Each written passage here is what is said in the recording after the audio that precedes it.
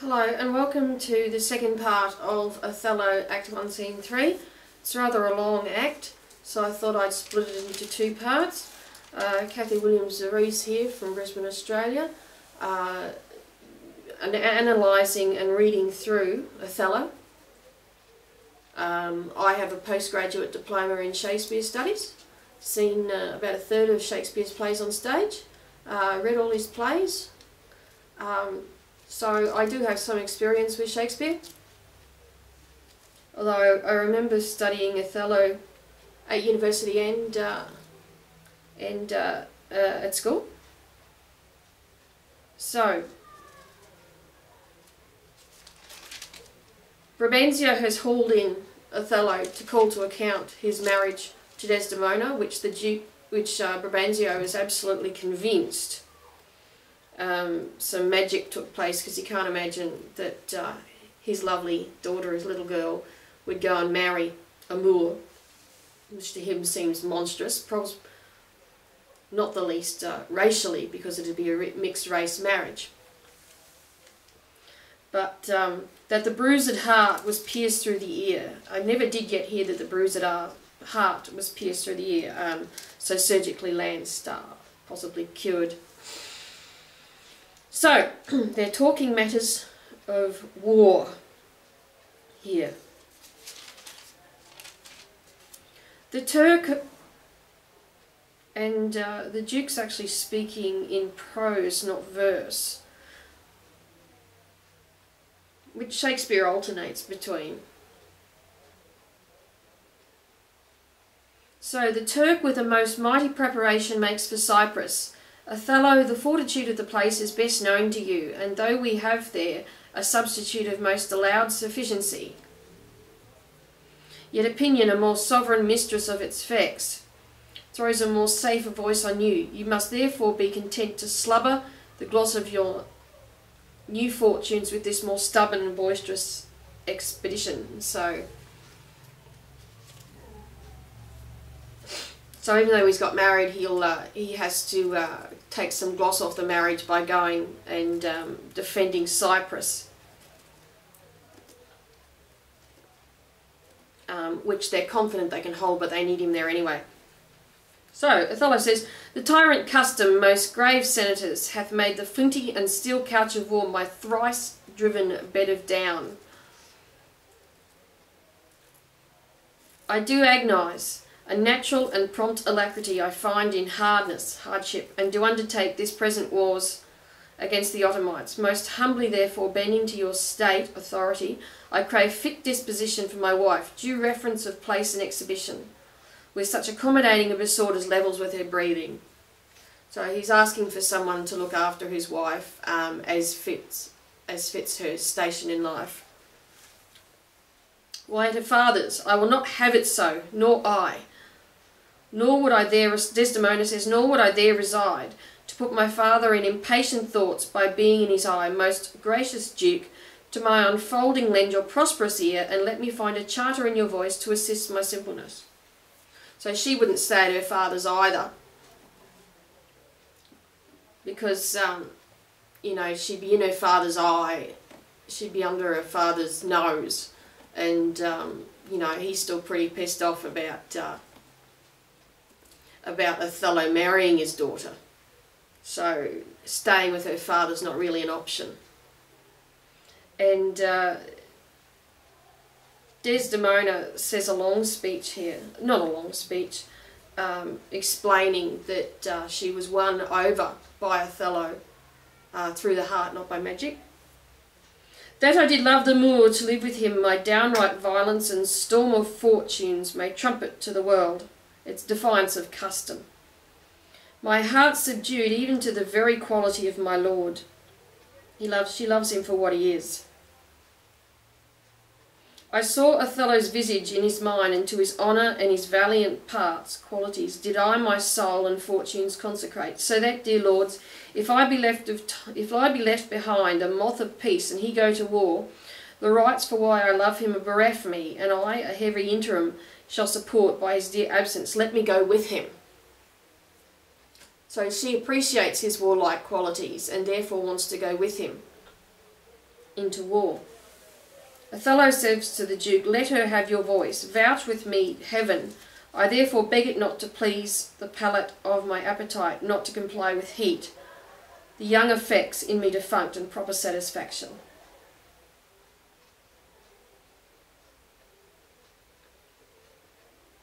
Youthful desires. Not to comply with heat, passion. So, let her have your voice, vouch with me to heaven. I'm probably saying you shouldn't come with me. I therefore beg it not to please the palate of my appetite, nor to comply with heat, the young affects in me defunct, and proper satisfaction, but to be free and bounteous to her mind, and heaven defend your good souls, that you think I will your serious and great business scant when she is with me.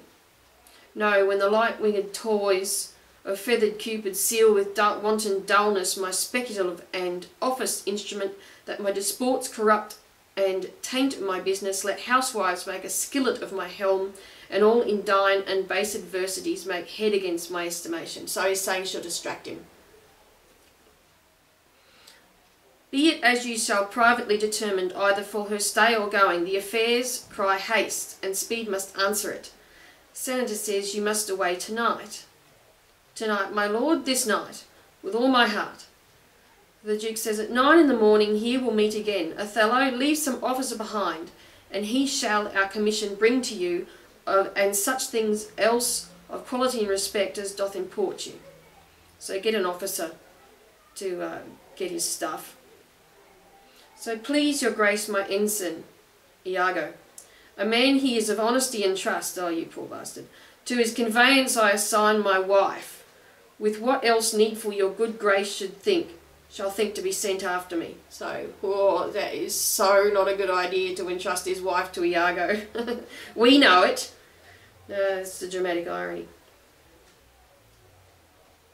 Let it be so. Good night to everyone. And noble signor, if virtue no delighted beauty lack, your son-in-law is more fair than black. So, again, it's the racial thing. But he's saying because of the services the Moor does, you know, they almost think him as one of them, despite him being not one of them. So Othello says, my life upon her faith, honest Iago, my Desdemona must I leave to thee. I prithee, let thy wife attend on her, and bring them after in the best advantage. So bring them along at the favourable moment. Come, Desdemona, I have but an hour of love, of worldly matter and direction to spend with thee. Me must obey the time. Roderigo says, Iago, what sayest thou, noble heart? What will I do, thinkest thou? Why, go to bed and sleep. I will incontinently drown myself. If thou dost, I shall never love thee after. Why, they are silly gentlemen. And then they start talking in prose. And Iago has some brilliant speeches here. It is silliness to live when to live is torment, and then have we a prescription to die when death is our physician. So he wants to kill himself over Desdemona. He's obviously heartbroken. O villainous, I have looked upon the world for 4 times 7 years. Of course, she's only 28. And since I could distinguish betwixt a benefit and an injury, I never found the man that knew how to love himself. Ere I would say I would drown myself for the love of a guinea hen, I would change my humanity with a baboon. What should I do? I confess it is my shame to be so fond, but it is not my virtue to amend it. It's not his native ability. Virtue, a fig. That's a swear word. 'Tis in ourselves that we are thus or thus. Our bodies are our gardens, to which our wills are gardeners. So that if we will plant nettles or sow lettuce, set hyssop and weed up thyme, supply it with one gender of herbs or distract it with many, either to have it sterile with idleness or manured with industry, why, the power in corrigible authority of this lies in our wills. If the beam of our lives had not one scale of reason to pease another of sensuality, the blood and baseness of our natures would conduct us to most preposterous conclusions. We have reason to cool our raging motions, our carnal stings, our unbittered lusts.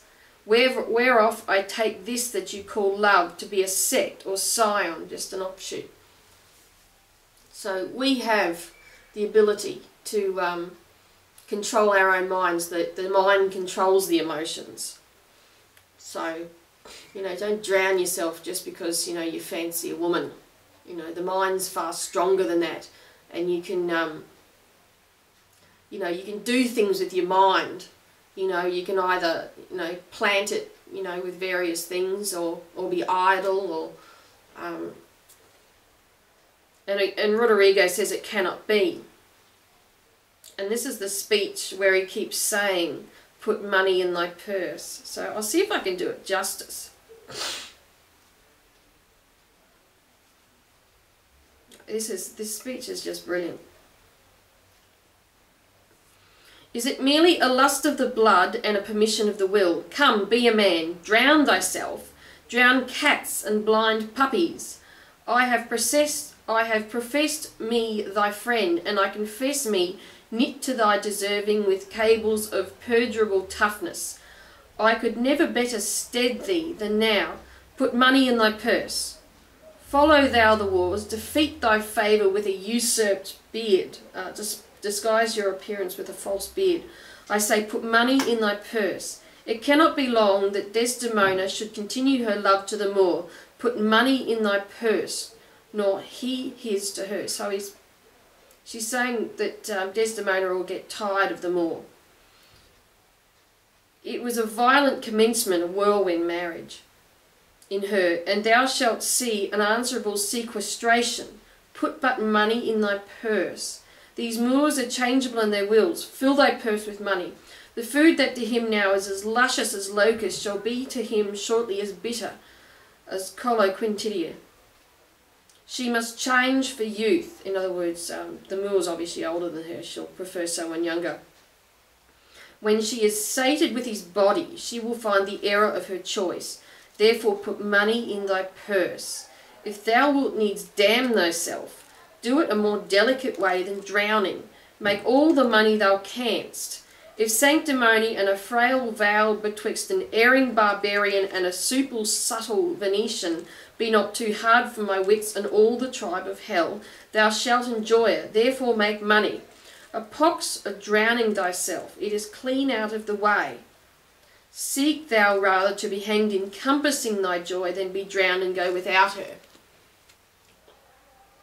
So he's saying that the Moor and Desdemona will tire of each other, and of course we know that Iago is going to poison the Moor against her. And this, fill thy purse with money. And of course you remember at the beginning of the play, Rodrigo says, I take it much unkindly that thou, Iago, who hast had my purse as if the strings were thine, should know of this. So that's come back. Wilt thou be fast to my hopes if I depend upon the issue? Thou art sure of me. Go make money. I have told thee often, and I will retell thee again and again. I hate the Moor. My cause is hearted. Thine hath no less reason. Let us be conjunctured in our revenge against him. If thou canst cuckold him, thou dost thyself a pleasure, me a sport. There are many events in the womb of time which will be delivered. Traverse, go, provide thy money. We will have more of this tomorrow. Adieu. And then back into verse. Where shall we meet in the morning? At my lodging. I will be with thee betimes. Go to, farewell. Did you hear, Rodrigo? I'll sell all my land.